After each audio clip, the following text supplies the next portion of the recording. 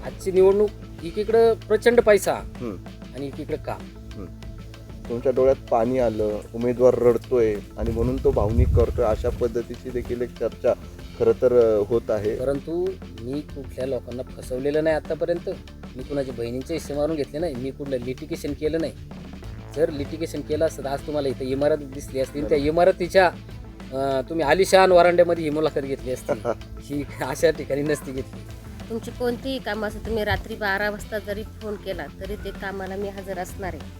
कोणतीही समस्या असू दे त्याला मी हजर असणार आहे. आणि माझा अतोनात प्रयत्न असा असेल की तुमच्या काही अडचणी समस्या असेल त्या मी माझ्या पूर्ण प्रयत्नांनी त्या म्हणजे कमी करण्याचा प्रयत्न करणार. नमस्कार, दैनिक मावळमध्ये आपल्या सगळ्यांचं स्वागत आहे. मी विशाल कुंभार. मावळ तालुक्यामध्ये सध्या जिल्हा परिषद पंचायत समिती निवडणुकांची रणधुमाळी सुरू आहे. प्रचाराचे शेवटचे काही दिवस, काही तास बाकी आहे आणि अशामध्ये मावळ तालुक्यात प्रचार हा शिगेला पोचलेला आपण पाहतोय. मावळ तालुक्यात नव्हे तर संपूर्ण राज्यामध्ये मागच्या 4-5 दिवसांपूर्वी ज्या काही घडामोडी घडल्या त्याच्यामध्ये राज्याचे माजी उपमुख्यमंत्री अजितदादांचं निधन झालं. तर मावळ तालुक्यामध्ये मावळच्या माजी आमदार राहिलेल्या, भाजपच्या माजी आमदार राहिलेल्या रूपलेखाताई ढोरे यांचं निधन झालं. या संपूर्ण 2 घडामोडींनंतर पुन्हा एकदा प्रचाराचे शेवटचे काही 2 दिवस बाकी असताना, काही तास बाकी असताना पुन्हा एकदा दोन्ही पक्षाचे सर्वच उमेदवार आणि कार्यकर्ते हे प्रचाराच्या निमित्ताने पुन्हा एकदा कामाला लागलेले दिसत आहेत. आपल्या विचारांना धरून आपल्या विचारांच्या नेत्याला या पंचायत समिती जिल्हा परिषद निवडणुकीत निवडून आणण्याचा चंग बांधून पुन्हा एकदा मैदानात उभे टाकलेले दिसतात. आणि अशामध्ये मावळ तालुक्यामध्ये पंचायत समितीच्या निवडणुकीमध्ये जे 10 गण आहेत त्या 10 गणांमध्ये सर्वाधिक चर्चेत असलेल्या चांदखेड गण, या चांदखेड गणामध्ये भारतीय जनता पार्टी पक्षाच्या उमेदवार असलेल्या सुवर्णाताई बाळासाहेब घोटकुले यांच्यासोबत आज आपण बोलणार आहोत. त्यांच्या प्रचाराच्या अनुषंगाने आपण त्यांच्याशी गप्पा मारते. मात्र एकंदरीतच संपूर्ण आजपर्यंतचा त्यांचा प्रवास, त्यांचे पती बाळासाहेब घोटकुले यांचा जीवन प्रवास आणि आत्ताची निवडणूक या अनुषंगाने आपण त्यांच्यासोबत गप्पा मारणार आहोत. ताई, स्वागत आहे तुमचं दैनिक मावळमध्ये. भाऊ, स्वागत आहे तुमचं दैनिक मावळमध्ये. प्रचार हा एक भाग झाला, मात्र गेले अनेक वर्ष तुमचं कुटुंब हे समाजकारणामध्ये कार्यरत आहे. समाजाच्या वेगवेगळ्या भागाशी ते जोडलेलं आहे, घटकाशी ते जोडलेलं आहे. तुमचे मिस्टर बाळासाहेब घोटकुले असेल आणि तुम्ही स्वतः असाल. या चांदखेड गावच्या प्रथम नागरिक तुम्ही बनला होतात. काय एकंदरीत प्रवास तुमचा? खरं तर लग्ना अगोदरचाही प्रवास थोडासा आमच्या प्रेक्षकांना ऐकून घ्यायला आवडेल. त्याबद्दल थोडंसं सांगा ना, सध्याच्या प्रवासाबद्दल सांगा. नमस्कार. प्रथम मी अजितदादा पवार यांना श्रद्धांजली वाहते. आणि तसं पाहिलं तर माझं माहेर मान आणि ओझरकर माझ्या वडिलांचं तिकडचं आडनाव, जॉईंट फॅमिली. तसंही माझ्या वडिलांकडे कोणीही राजकारणात नव्हते. सगळे आपले गुरं म्हणजे म्हशी वगैरे, म्हशींचा धंदा, रोज दूध काढणं, दूध विकणं, एवढंच. राजकारणाचा विषय लग्न झाल्यानंतर, सासरी आल्यानंतर माझ्या मिस्टरांच्या नंतर मिस्टर राजकारणात गेले. तेव्हापासून राजकारणाचं सुरू झालं. खरं तर तुम्ही उल्लेख केलात की एक सर्वसामान्य कुटुंबातल्या तुम्ही होता. हो त्या कुटुंबामध्ये खरं तर शेती, दुग्ध व्यवसाय हा संपूर्ण त्या कुटुंबाचा घटक राहिला होता. हो. मात्र इकडं आल्यानंतर बाळासाहेब घोटकुले किंवा एकंदरीत घोटकुले परिवार हा राजकारण, समाजकारणाशी जोडला आहे. त्याला समरस होताना कधी कुठे अडथळा आला का, किंवा त्यांचा तुम्हाला याबद्दल कधी पाठिंबा कशा पद्धतीने राहिला? तसं तर मी म्हणजे राजकारणात नव्हतेच आहे. पण जेव्हा गावामध्ये ग्रामपंचायतीचं इलेक्शन आलं तेव्हा सर्व गावकऱ्यांनी मिळून माझं नाव सांगितलं की बाळासाहेबांच्या मिसेसला, सुवर्णाताईंना सरपंच करा. अच्छा. तेव्हा मी राजकारणात गेले. तसं पाहिलं तर मला काही राजकारणाची एवढी आवडही नव्हती, पण काय म्हणतात, योगा एक शेवटी. नाही, परंतु ग्रामपंचायतीच्या सरपंच होणे छोटी गोष्ट नाही आहे. खरं तर मावळ नाही तर राज्याचा इतिहास असा आहे, सरपंच पदापासून मुख्यमंत्री पदापर्यंत प्रवास केलेला आहे. आज आपण सरपंचापासून खरं तर पंचायत समितीच्या निवडणुकीच्या रिंगणात आलेत आणि अशी चर्चा आहे की भाजपाकडून पहिलं सभापती पद हे कदाचित तुमच्या गळ्यात ती माळ पडू शकते. कारण आजपर्यंत मावळच्या पंचायत समितीवरती भारतीय जनता पार्टी पक्षाची सत्ता राहिलेली आहे. या निवडणुकीचा निकाल जो असेल तो असेल.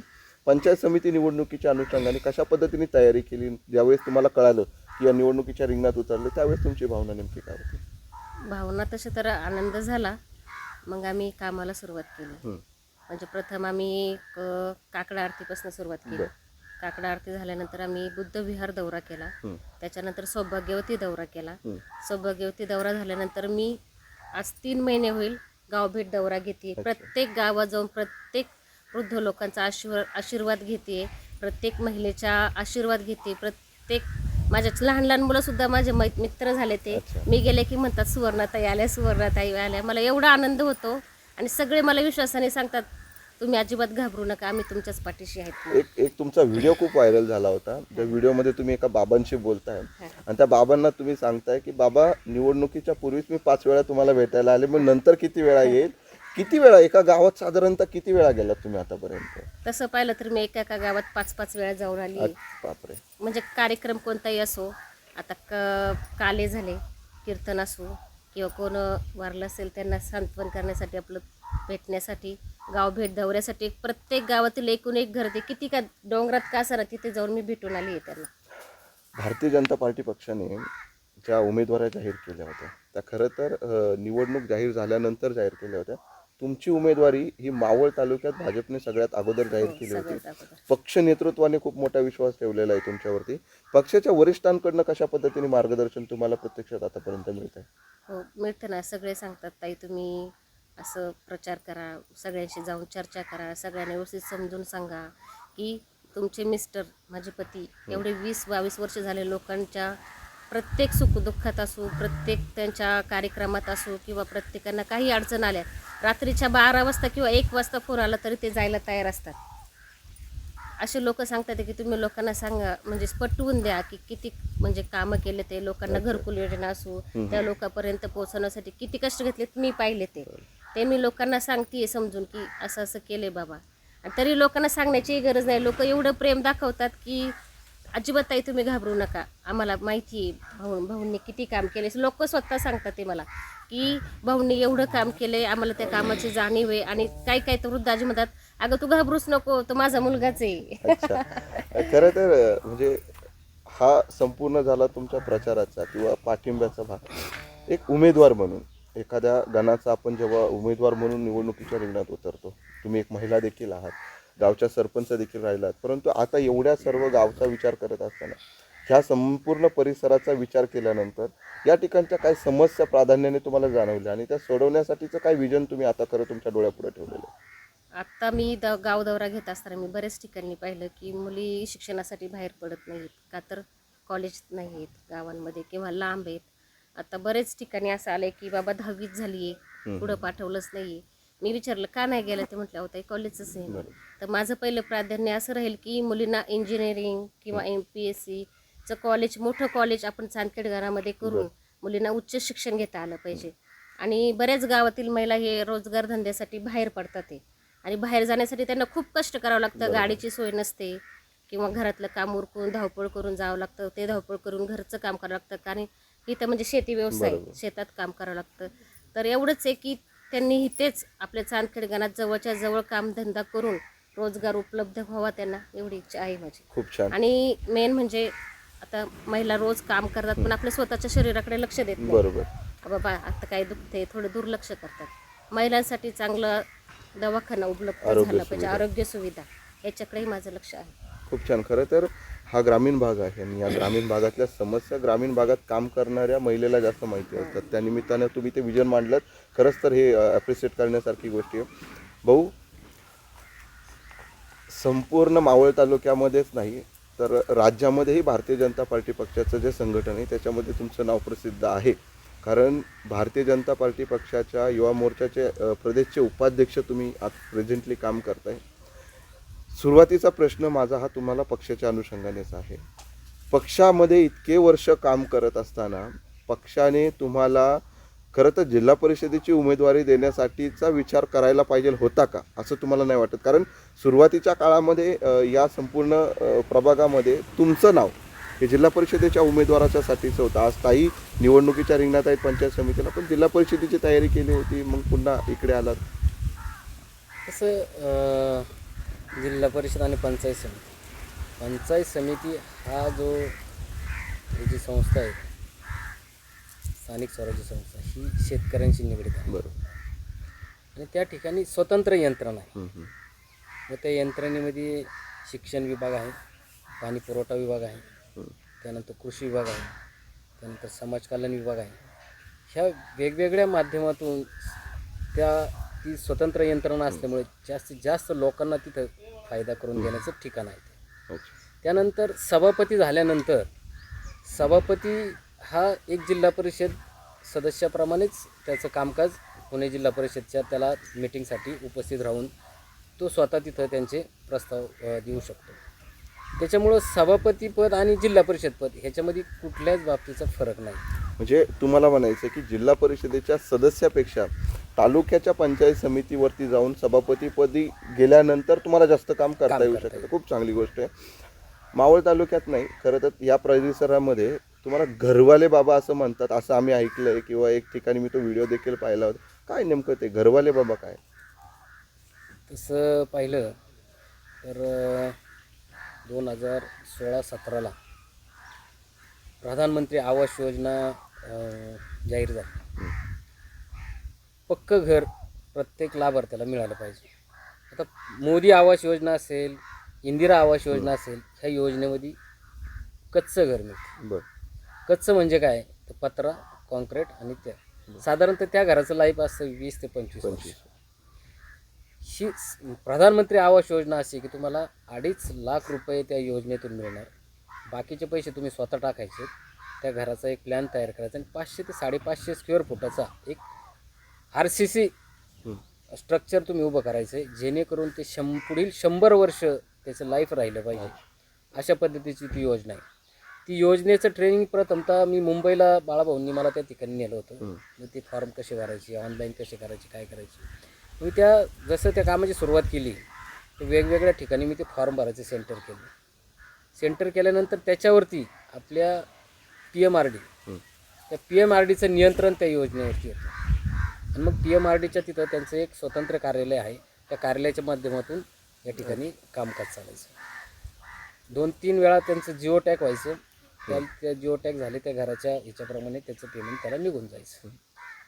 ही जी फॉर्म भरण्यापासून, त्यांचं जिओ टॅगिंग करण्यापासून, त्यांच्या file offline online file submit करण्यापासून सगळं काम त्यावेळेस मी स्वतः स्वखर्चाने, म्हणजे अगदी माणसाला त्या फॉर्म भरायचा सेंटरपर्यंत आणीच तोपर्यंत त्याला घरी सोडसपर्यंत त्याच्या झेरॉक्सपासून सगळा खर्च मी केला होता.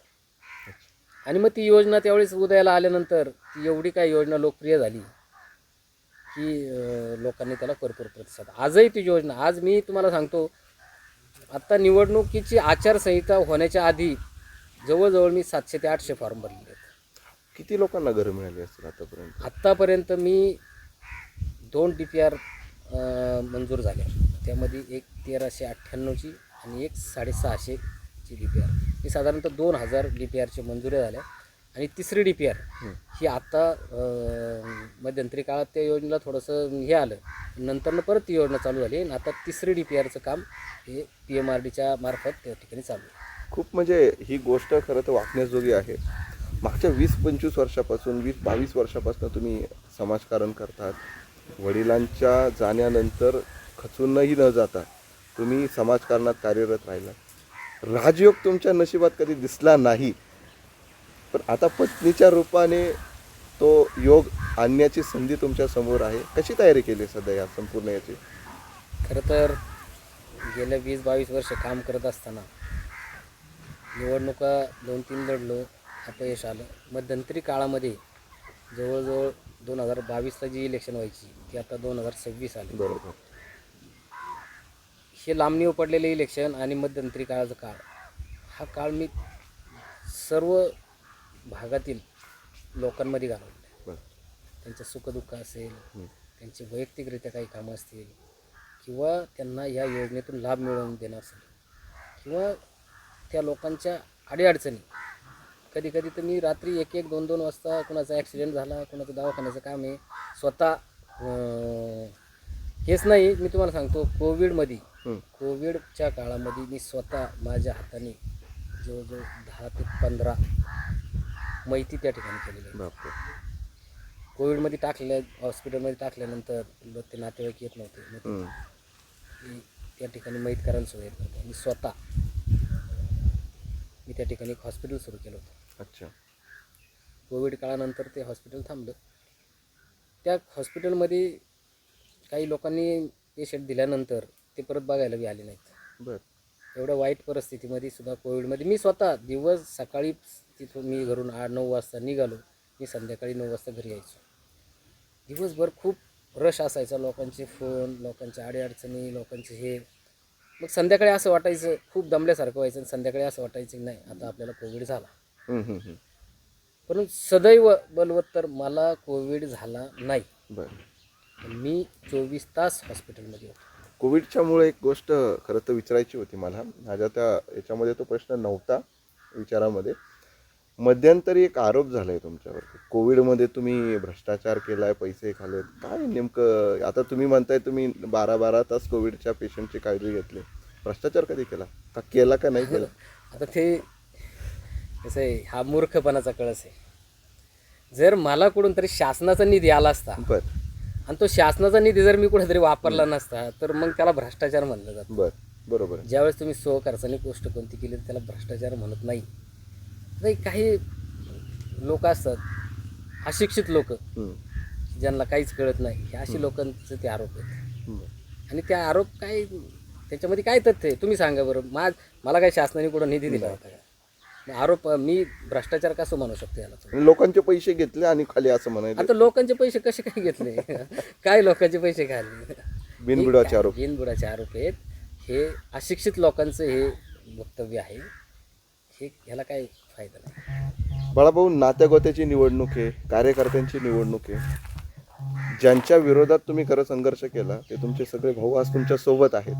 त्या भावांच्यामुळे तुमची ताकद एकवटलेली, ती गोष्ट नाकारता येणार नाही. पण तुमच्या समोर पण एक तगडा उमेदवार निवडणुकीच्या रिंगणामध्ये, ताईंच्या समोर निवडणुकीच्या रिंगणामध्ये. कशी तयारी केलेली आहे त्या निवडणुकीच्या साठीची, त्या उमेदवाराच्या विरोधात लढण्यासाठीची? आणि आता मध्यंतरी एका गावातल्या खूप मोठ्या संख्येच्या लोकांनी राष्ट्रवादीत प्रवेश केला, नाही म्हटलं तरी तुमच्यासमोर ती ताकद आहे, त्याची कशी सामना करणार आहात? असं आहे, गेल्या 20-22 वर्ष मी समाजात काम करत होतो.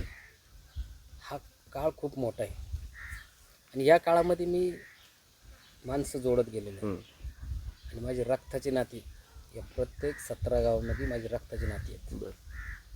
त्यानंतर मी जो पक्ष संघटनेसाठी बळकटी दिलेली, मी पक्ष संघटनेची वाढवलेली, ती पक्ष संघटना मी जोडलेले सर्व मित्रपरिवार आणि माझे नातेवाईक आणि माझं गाव, सचिन भाऊ असेल, नितीन दादा असतील, हे आज सगळेजण माझ्या पाठीमागे ताकदीने उभे आहेत. त्याच्यामुळे मला कुठलंच आव्हान असं अवघड वाटत नाही. तगडी लढत म्हणताच येत नाही. एकीकडं माझं काम आहे आणि एकीकडं पैसा आहे, अशी ही लढत आहे. बाकी त्यांना कुठलंच व्हिजन नाही, त्यांच्याकडे व्हिजन कुठलंच नाही. त्यांना स्वतःचा विकास करण्यासाठी फक्त त्या पदावरती जायचं आहे, बाकी कुठलंच व्हिजन नाही त्यांच्या. विजनच्या बाबतीत बोलायचं झालं तर मग ताईंनी त्यांचं विजन सांगितलं. मात्र मागच्या 20-22 वर्षामध्ये काम करत असताना या प्रभागातल्या काय अशा विशेष समस्या तुम्हाला वाटल्या आणि त्या ताईंच्या माध्यमातून सोडवण्यासाठी तुमचा प्रयत्न असणार? कसं आहे, आमचा हा मुळशी लगत असणारा गण आहे.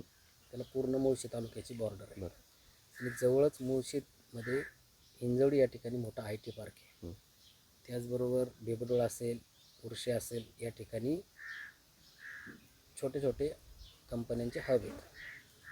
आमच्या भागामध्ये प्रथमतः जो विषय आहे तो रोजगार.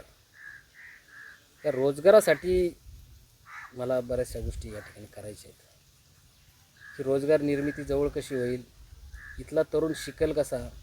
इथं आता मग अशी सुवर्णाताईंनी सांगितलं की बाबा मुलींचं शिक्षणासाठी, तर ह्या भागात एखादं इंजिनिअरिंग कॉलेज, एखादं IT कॉलेज, किंवा मला चांदखेड गावामध्ये प्रथमतः तुम्हाला सांगतो, चांदखेड गाव हे आमचं ऐतिहासिक गाव आहे. बरोबर.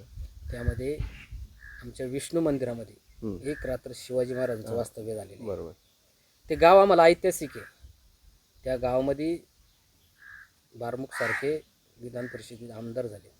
सुमनताई खेर पहिल्या मावळच्या सभापती, त्या बहुतेक देशातल्या पहिल्या देशातल्या सभापती. हा आमच्या चांदखेड गावाला ऐतिहासिक वारसा आहे. आणि त्या चांदखेड गावामध्ये तरुणांचा भरणा खूप आहे. त्या तरुणांच्या भरण्याला तिथं मला त्यांना एक MPSC UPSCची अभ्यासिका सुरू करायची आहे, जेणेकरून त्या अभ्यासासाठी त्यांना पुणे, निगडी किंवा अक्रोडी ह्या परिसरात त्यांना जाऊन त्या ठिकाणी MPSC UPSCचा अभ्यास करावा लागतो. ही जर अभ्यासिका जवळ असेल, हा इकडचा जो तरुण आहे, हा तरुण MPSC UPSCकडं वळला जाईल. आमच्या भागामध्ये हार्डली 1 किंवा 2 अधिकारी झाले असतील, त्याच्यानंतर एकही अधिकारी झालेला नाही. ह्या भागामध्ये अधिकारी वाढले पाहिजेत, अधिकारी झाले पाहिजेत. तरुण वर्गाला MPSC UPSC इकडे वळवण्यासाठी अभ्यासिका त्या ठिकाणी मोठी लायब्ररी मला सुरू करायची आहे. असे अनेक विजन आहेत की जेणेकरून ते सुवर्णताई सभापती झाल्यानंतर मग कॉलेजचा विषय असेल, लायब्ररीचा विषय असेल, शेतकऱ्यांसाठी या ठिकाणी सहकारी तत्वावर एखादी मोठी दूध डेअरी होईल का? बरोबर. त्या आज जो आमचा शेतकरी 60 रुपये लिटरने दूध घालतो, हमी भावाप्रमाणे दूध घालतो, त्याच्या दुधाला हा भाव कसा वाढेल? मग कोणते प्रोडक्ट, त्या दुधाचं दही झाल्यावरती काय भाव मिळेल, त्या दह्याचं तूप झाल्यानंतर काय भाव मिळेल, किंवा तो मग त्या दुधाची पावडर झाल्यानंतर काय होईल, त्या दुधाचं स्वीटमध्ये रूपांतर झाल्यावर काय होईल? ह्या जर ह्या भागात अशा पद्धतीचे सहकारी तत्वावरती किंवा शासनाच्या काही स्तरावरती आपल्याला या ठिकाणी असा प्लॅन उभा करता आला, कारण आमच्या भागामध्ये दूध व्यावसायिक मोठ्या प्रमाणात आहे. मग ह्या भागामध्ये ह्याच्यामध्ये अशा प्रकारचं एक दूध डेअरी म्हणून आपण त्याला, ही दूध डेअरी या ठिकाणी सुरू करायची, जेणेकरून आमच्या दूध व्यवसायाला चालना भेटेल. त्याचबरोबर महिला भगिनी या ठिकाणी हिंजवडी भागामध्ये जॉबसाठी जातात, त्यांना या ठिकाणी जॉब कसा मिळेल, त्यांचं या ठिकाणी रोजगारासाठी कशी संधी मिळेल. आमचं आता तुम्हाला सांगतो, शहरीकरण आमचं वाढत आलं. आता या ठिकाणी रिंग रोड जातो आहे. आज ना उद्या आमच्या भागामध्ये विकासाचं भरपूर होणार आहे.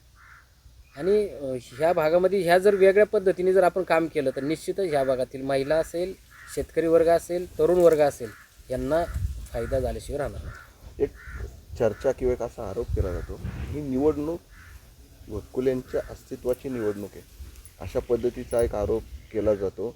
आणि हे सांगत असताना तुम्ही फॉर्म भरताना तुमच्या डोळ्यात पाणी आलं, उमेदवार रडतोय आणि म्हणून तो भावनिक करतोय, अशा पद्धतीची देखील एक चर्चा खरं तर होत आहे. बाळासाहेब घोटकुले भावनिक झाले का, ते काय होतं म्हणजे नेमकं? हे बघा, तुम्ही जर कुठल्याही गोष्टीमध्ये संघर्ष केला, आज मी तुम्हाला सांगतो, आमचा पहिला खूप संघर्ष झाला. मी सचिन भाऊ राष्ट्रवादीमध्ये असतील, मी भाजपमध्ये असेल, आमच्या गाव पातळीवर खूप संघर्ष झाला. त्यानंतर दिवस रात्र, कधी रात्री, कधी दिवसा, कधी बी फोन आले त्यावेळेस मी जनतेच्या सुखदुःखात, त्यांच्या अडीअडचणीला मी धावून गेलो. आणि मग ज्यावेळेस आजची निवडणूक, एकीकडं प्रचंड पैसा आणि एकीकडं काम, ह्या मी ज्यावेळेस माझी ही व्यथा लोकांपुढे मांडली त्यावेळेस ऑटोमॅटिक माझ्या डोळ्यातून पाणी आलं. निवडणुकीमध्ये रडणं ही म्हणजे डोळ्यात अश्रू येणं ही मला असं वाटते काय अशी वेगळी बाब नाही. अनेक वेळा डोळ्यातून लोकांनी पाणी काढलेलं आहे. का काढलेलं आहे तर त्यांनी त्यासाठी कष्ट केले. बरोबर. आणि ते कष्टाचे लोकांपुढं त्या ऑटोमॅटिक होतं ते. बरोबर. आता ह्याला तुम्ही काय म्हणसाल मला माहीत नाही, परंतु लोकांमधील गेल्यानंतर भावनिकवरती होणं किंवा इथून मग जर तुम्ही म्हणता तर मग आता इथून पुढं कोणी भावनिक होणारच नाही. जर त्याला तुम्ही म्हणले की बाबा नाही तुम्ही काहीतरी हे करताय तर तो इथून मागं पुढं लोक भावनिक होणारच नाही. पण केलेल्या कामाचं ज्यावेळेस लोकांपुढं मांडणं त्यावेळेस आपसूक तुमच्या डोळ्यात पाणी आल्याशिवाय राहत नाही. का तर तुम्ही तेवढा संघर्ष, तुम्ही तेवढा कालावधी, तुम्ही कुटुंबालाही तुमच्या वेळ नाही दिला, कुटुंबालाही वेळ नाही दिला, पण लोकांसाठी वेळ दिला. आज ती वेळ आहे. लोकांनी माझ्यासारख्या कार्यकर्त्याला किंवा आता माझ्या नशिबात राजयोग नाही आहे, पण सुवर्ण घोटकुले यांना पंचायत समितीमध्ये तुमची म्हणजे लोकांची सेवा करण्यासाठी नाही, पद कुठलं मिरवण्यासाठी नाही. मी कुठलेच पद माझ्या स्वतःसाठी मिरवलं नाही. ह्या पदाचा मी मग ते संघटनेचं असू कुठलंही असू, मी त्या लोकांना कसा फायदा होईल, संघटनेला कसा फायदा होईल आजपर्यंत तोच विचार करीत आलेलो आहे.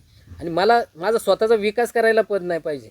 मला कुठले लिटिगेशन मारायचे नाहीत किंवा मला कुठले कुणाच्या बहिणीचे हिस्से लिहून घ्यायचे नाहीत आणि ते पैसे कमवून मला निवडणूक लढवायची नाही. मी केलेल्या कामावरती माझा विश्वास आहे आणि लोकांनी दिलेला मला विश्वास, ह्यावरती माझा विश्वास आहे. बोलता बोलता तुम्ही 2-3 गोष्टी बोलून गेला, तो आरोप आहे का?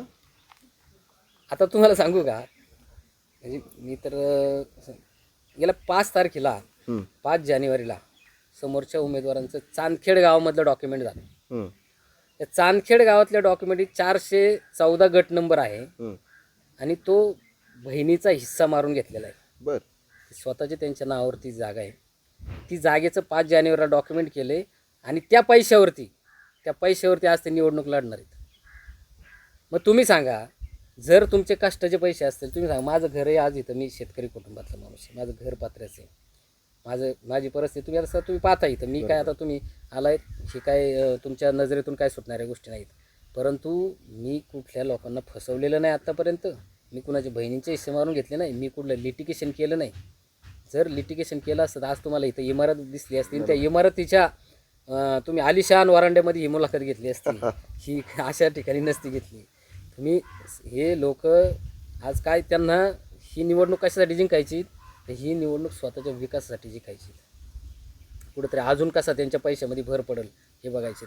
तुम्हाला वाटलेच तर मी ते सातबारे दाखवतो. 5 जानेवारीला डॉक्युमेंट झाले आणि तोच पैसा आज सगळ्या निवडणुकीमध्ये वापरला जाणार आहे. मी तर उलटं चांदखेड गावातील जनतेला विनंती करणार आहे की तुम्ही हा 5 तारखेचं डॉक्युमेंट पहा आणि तो सातबारा पहा आणि मग तुम्ही विचार करा मतदान कोणाला करायचं ते. खूप गंभीर काही आरोप करता करता तुमचा संघर्ष देखील तुम्ही सांगितला. ताई, एक शेवटचा प्रश्न तुम्हाला विचारतो. निवडणूक आता अंतिम टप्प्यात आलेली आहेत, 2 दिवसामध्ये आता मतदान देखील होणार आहे. काय तुम्ही तुमच्या गाण्यातील नागरिकांना कशा पद्धतीने आव्हान कराल आणि काय त्यांना तुमचा मेसेज? मी एवढंच आव्हान करीन की तुम्ही माझ्यावर विश्वास ठेवा. तुमची कोणतीही कामं असो, तुम्ही रात्री 12 वाजता जरी फोन केला तरी ते कामाला मी हजर असणार आहे. कोणतीही समस्या असू दे त्याला मी हजर असणार आहे. आणि माझा अतोनात प्रयत्न असा असेल की तुमच्या काही अडचणी समस्या असेल त्या मी माझ्या पूर्ण प्रयत्नांनी त्या म्हणजे कमी करण्याचा प्रयत्न करणार. तर या होत्या सुवर्णाताई बाळासाहेब घोटकुले आणि बाळासाहेब घोटकुले. आजवरचा संघर्ष सांगत असतानाच निवडणुकीच्या अनुषंगाने या प्रभागाच्या, या परिसराच्या विकासासाठीचं विजन देखील त्यांनी मांडलं. सोबत बाळासाहेबांनी बोलताना त्यांचा संघर्ष सांगितला आणि ते सांगत असतानाच त्यांनी अनेक गंभीर आरोप देखील समोरच्या उमेदवारावरती केले. याच्याबद्दलचं जे काही स्पष्टीकरण ते समोरच्या उमेदवाराकडनं येईल नाही येईल, मात्र या मुलाखतीच्या माध्यमातून या दोन्हीही व्यक्तींसोबत आम्हाला संवाद साधता आला. दैनिक मावळच्या वाचकांच्या वतीने तुम्हा दोघांनाही पुढील वाटचाली खूप साऱ्या शुभेच्छा. दैनिक मावळसाठी विशाल कुंभार, चांदखेड.